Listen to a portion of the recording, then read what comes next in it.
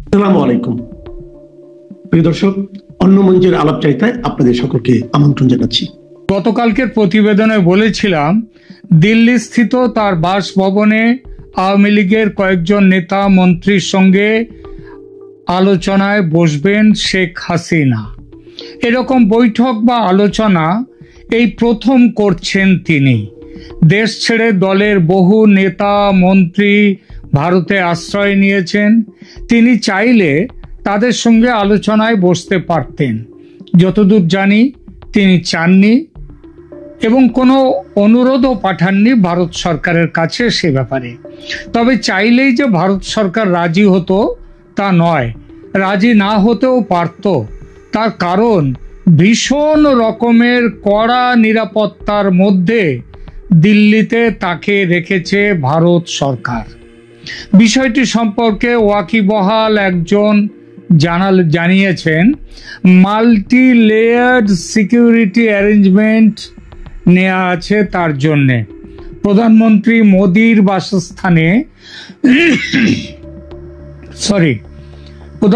মোদির বাসস্থানে যেমন নিরাপত্তা বলয় অনেকটা তেমনটাই। এর আগে দলীয় বৈঠক না করলেও দলের নেতা মন্ত্রীদের কারো কারো সঙ্গে ফোনে কথা বলেছেন নেত্রী। তবে সে ফোন তাকে দেয়া হতো নিরাপত্তা সম্পর্কে নিশ্চিত হওয়ার পর। তিনি ইউরোপ, আমেরিকা ও অন্য কোনো দেশের দলীয় সমর্থক ও সংগঠকদের উদ্দেশ্যে অডিও ও ভিডিও বার্তা পাঠিয়েছেন, একটা নয় একাধিকবার। কিন্তু এই প্রথম তিনি দলের কয়েকজন নেতা মন্ত্রীর সঙ্গে মুখোমুখি আলোচনায় বসলেন। এই আলোচনাটাকে আমরা এখানে বৈঠক বলছি, যদিও এটা সেইভাবে কোনো একদম ফর্মাল বৈঠক নয়। এগুলো হচ্ছে নেতা মন্ত্রীদের সঙ্গে আলোচনায় বসা। অবশ্যই ভারত সরকার তারও অনুমতি দিয়েছে বলে এই মুখোমুখি বসাটা সম্ভব হলো। যতদূর জানি তার দীর্ঘ এই 1 বছরের প্রবাসে একমাত্র প্রাক্তন স্বরাষ্ট্রমন্ত্রী আসাদুজ্জামান খান কামাল তার নেত্রীর সঙ্গে দেখা করতে পেরেছেন, তাও মাত্র একবারের জন্য। এবার সেখানে নেত্রী দেখা করবেন একসঙ্গে কয়েকজনের সঙ্গে। আপনারা হয়তো জানেন, ভারত সরকার ওই অতিথি ভবনে যেখানে শেখ হাসিনা আছেন তার মধ্যে পুরো দস্তুর একটা অফিস করে দিয়েছে শেখ হাসিনার ব্যবহারের জন্য। স্টেনোগ্রাফার, টাইপিস্ট, রিসেপশনিস্ট সব আছে, যা যা লাগে সমস্ত কিছু। এরা সবাই ভারতের গোয়েন্দা বিভাগের বিশ্বাসী কর্মী। অডিও ভিডিও বার্তা যেসব পাঠান নেত্রী, তার জোগাড় যন্ত্র, ব্যবস্থাপনা সবকিছু এই কর্মীরাই করে দেয়। আজ ঠিক কতজনের আসার ব্যাপারটা ভারত সরকার অ্যাপ্রুভ করেছে সে খবরটা পাকাপাকি পায়নি। খুবই গোপনীয়তায় ঢাকা যারা আসবেন তাদের পরিচয়। তবে দিল্লির যে সূত্র থেকে খবর পেয়েছি তিনি বলেছেন, নেত্রীর সঙ্গে দেখা করার জন্য যাদের আসার কথা তাদের নাম কোনো পক্ষ থেকেই প্রকাশ করা হয়নি। তবে চর্চা চলছে এই নামগুলো থাকার সম্ভাবনা খুব বেশি এবং এদের সঙ্গে যোগাযোগ করা হয়েছে নেত্রীর নির্দেশ মতো তাদের আসার জন্য। এই তালিকায় প্রথমে আছেন প্রাক্তন স্বরাষ্ট্রমন্ত্রী আসাদুজ্জামান খান কামাল, তারপর মেজর জেনারেল তারেক রহমান সিদ্দিক, যিনি ছিলেন শেখ হাসিনার প্রাক্তন প্রতিরক্ষা ও নিরাপত্তা উপদেষ্টা, আবার শেখ হাসিনার বৈবাহিক সূত্রে নিকটাত্মীয়। ওবায়দুল কাদের, দলের সাধারণ সম্পাদক ও প্রাক্তন সড়ক পরিবহন ও সেতু মন্ত্রী। জাহাঙ্গীর কবির নানক, ইনি প্রেসিডিয়াম বা সভাপতি মণ্ডলীর সদস্য। মোফাজ্জল হোসেন চৌধুরী মায়া, ইনি মন্ত্রী ছিলেন আবার প্রেসিডিয়াম সদস্য। নূর এ আলম চৌধুরী লিটন, ইনি ছিলেন সংসদে দলের চিফ হুইপ। এছাড়া একজন হিন্দু নেতা এই দলে থাকতে পারেন বলেও শুনেছি। এই ব্যাপারে আওয়ামী লীগ দলের মুক্তিযুদ্ধ বিষয়ক সম্পাদক মৃণাল কান্তি দাসের নাম শোনা যাচ্ছে। এছাড়া বাংলাদেশ হিউম্যান রাইটস ওয়াচ সংস্থার সেক্রেটারি জেনারেল মোহাম্মদ আলী সিদ্দিকীরও এই সভায় এই আলোচনায় থাকার সম্ভাবনা। বাস্তবে কারা কারা ছিলেন এই বৈঠকে সে নামগুলো আজ জানতে পারিনি, তবে পরে ঠিকই জানতে পারবো। আপাতত সে প্রসঙ্গটি তুলে রেখে পূর্ব নির্ধারিত যে বিষয়গুলি আজকের আলোচনার এজেন্ডা ছিল, শেখ হাসিনা যেগুলোকে ঠিক করে রেখেছিলেন বৈঠকের জন্য, সেদিকে একবার নজর ফেরাই, দেখি আজকের আলোচনায় কোন কোন বিষয়ে আলোচনা হয়েছে। আবার বলছি, এখানেও কোনো প্রকাশ্য সূত্র থেকে কিছু জানানো হয়নি, কারণ এটা সেই অর্থে কোনো ফর্মাল বৈঠক নয়, এটা কয়েকজনের মধ্যে আলোচনা। তবে আমার দিল্লির সূত্র জানাচ্ছে যে তারা যতটা হুইসপারিং বলা যায় কিংবা যেরকমভাবে শুনেছেন যেসব দিক দিয়ে, সেখান থেকে তারা বলছেন আলোচনায় এই কয়েকটি বিষয় ছিল মুখ্যত। যেমন প্রথমে বলি, স্ট্র্যাটেজিক অ্যান্ড অর্গানাইজেশনাল প্ল্যানিং বা কৌশলগত ও সাংগঠনিক পরিকল্পনা।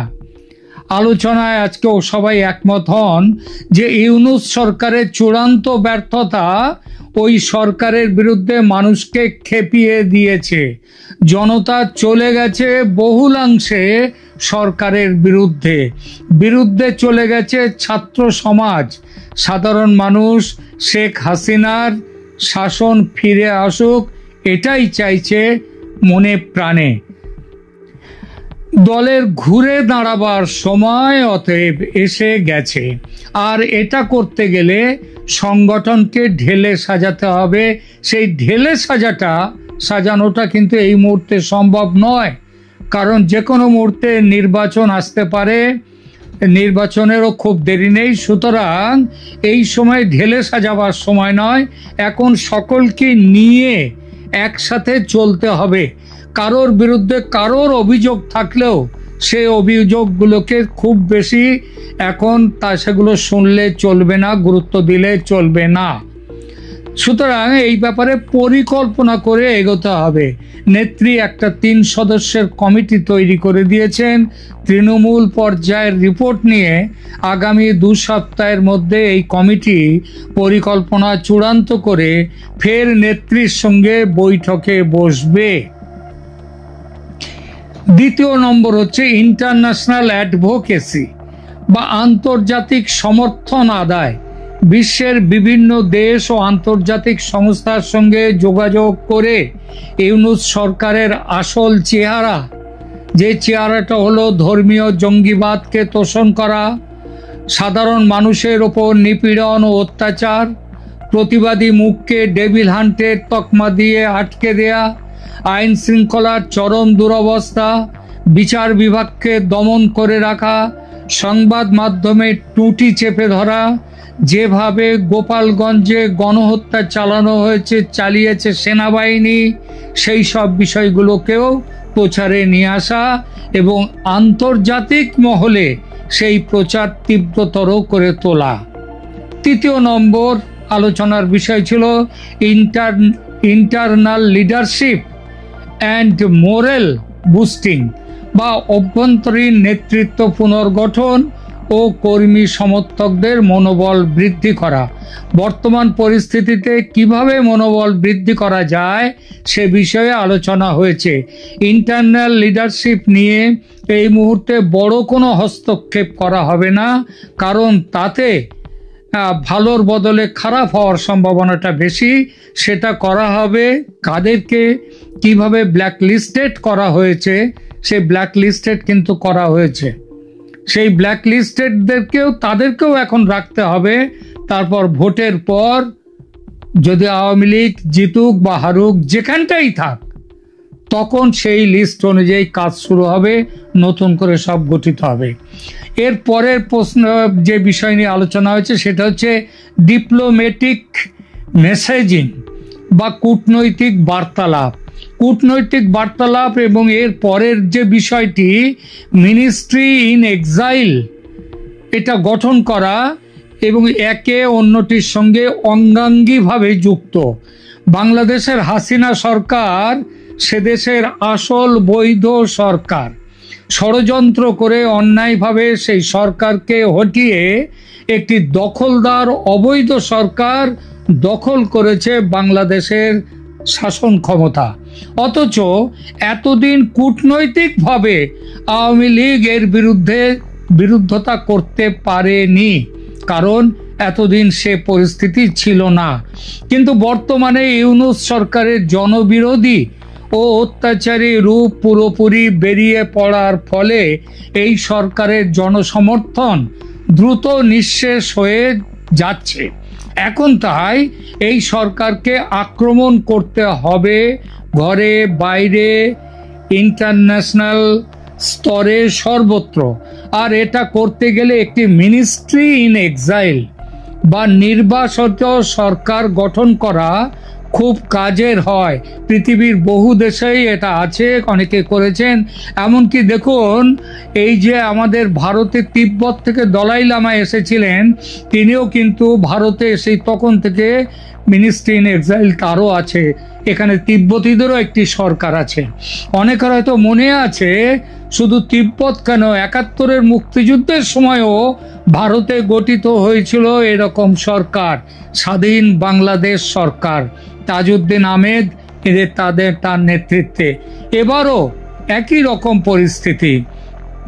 সেবার মুজিবুর রহমানের নির্বাচিত সরকারকে দায়িত্ব দেয়নি পাকিস্তান, অন্যায়ভাবে তাকে সরিয়ে দিয়েছিল।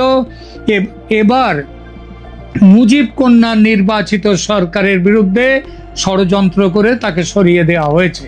সেবারও স্বাধীন বাংলাদেশ সরকার গঠন হওয়ার পর তার পাশে দাঁড়িয়েছিল ভারত, সামরিক সাহায্য পর্যন্ত নিয়ে। এবারও ৭১-এর মতো শেখ হাসিনার নেতৃত্বে মিনিস্ট্রি ইন এক্সাইল তৈরি হলে সামরিক সাহায্য নিয়ে পাশে দাঁড়াবার কথা অবশ্যই ভাবতে হবে ভারতকে। হয়তো ভারত সেটা ভেবেও নিয়েছে, নইলে হঠাৎ করে শেখ হাসিনাকে, তার দলকে এই গত বুধবার সেখানে দিল্লিতে একটি প্রেস কনফারেন্স করার পারমিশনও দিয়েছিল ভারত সরকার। এবং তারপরে গতকাল যে শেখ হাসিনাকে দলীয় নেতা মন্ত্রীদের সাথে মিটিং করতে দিলেন, তার পেছনেও কিন্তু এইগুলো আছে, মনে রাখতে হবে, তার পেছনেও এটা আছে। বাংলাদেশের বর্তমান সমস্যার কোনো চট জলদি সমাধান নেই। চট জলদি সমাধান এর হয় না, আস্তে আস্তে একটু একটু করে এগোতে হবে। এতদিন ধরে সেই এগোনোটা সেভাবে ছিল না। যেমন ভারত সরকারও একদম খোলাখুলি কিছু ব্যবস্থা নিয়েছে অবশ্যই বাংলাদেশের বর্তমান অগণতান্ত্রিক সরকারের বিরুদ্ধে, কিন্তু আওয়ামী লীগ যেমন কোনো রকম ব্যবস্থা কোনো রকমভাবে এগিয়ে ওঠেনি, তারা জেগে ওঠেনি, তেমনি ভারত সরকারও নির্ণায়ক কঠিন কোনো ব্যবস্থা নেয়নি বাংলাদেশের বিরুদ্ধে। বর্তমানে মনে হচ্ছে যে সেই ব্যবস্থা নেয়ার দিন এসে গেছে এবং ভারত এটাকে সেই সিদ্ধান্ত নিয়েও ফেলেছে। এখন দেখা যাক আগামী দিনগুলিতে কি হতে যায়, কি হতে চলেছে। কারণ এটা মনে রাখতে হবে, বিশ্ব রাজনীতিতে আজকাল কোনো দেশই বিচ্ছিন্ন নয়। সব দেশ সব দেশের সঙ্গে কোথাও না কোথাও এক সুতোয় জড়িয়ে আছে। সুতরাং এক জায়গায় যদি সুতোয় টান পড়ে, তাহলে অন্য দিকগুলো সুতো ছিঁড়ে যাওয়ার মতো হয়, অথবা সুতো সেখান থেকে আলগা হতে শুরু করে। এই যে ব্যাপারগুলো আমাদের মাথায় রাখতে হবে। তবু আশা করা যায় যে বাংলাদেশ এবার ইউনূস সরকারের বিরুদ্ধে বাংলাদেশে একটা ব্যাপক প্রতিরোধ তৈরি হবে এবং সেই প্রতিরোধ হবে আওয়ামী লীগের নেতৃত্বে এবং ভারত থাকবে আওয়ামী লীগ এবং সেই প্রতিরোধী জনতার পাশে। এখনকার মতো এখানেই রাখছি। ভালো থাকবেন, ধন্যবাদ।